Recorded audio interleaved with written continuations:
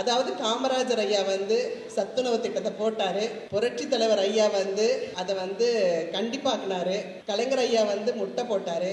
ஆனா எங்க அண்ணன், எங்க முதலமைச்சர் அண்ணா வந்து நீங்க மத்தியானம் தானே போடுறீங்க, காலையில எங்க குழந்தைங்களுக்கு எல்லாருக்குமே போடுவேன். ஏன்னா எல்லா குழந்தைங்களும் பசியாறது காலையில நல்ல வயிறு ஃபுல்லா சாப்பிட்டா சூப்பரா படிக்கலான்னுட்டு எங்க அண்ணன் அந்த மாதிரி ஒரு நல்ல திட்டத்தை கொண்டு வந்தாரு. அவருக்கு எனக்கு சிறந்தாழ்ந்த வணக்கம். நேத்து கூட பாத்தீங்கன்னா ஒரு 49,000 பேர் நல்ல திட்டங்களுக்கு அனுப்பியிருக்காரு.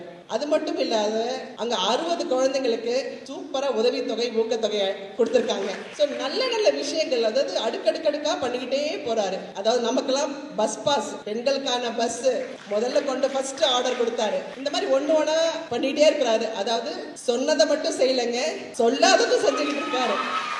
இன்னொரு நல்ல விஷயம், யாருமே பொறாமையா பேசாதீங்க, அன்பு வழியில கொண்டு போங்க, நிச்சயமா மொத்த வெற்றியும் நமக்கு தான். அடுத்தும் எங்க அண்ணன் இப்படி சூரிய வெளிச்சத்துல வந்து உட்கார போறாரு.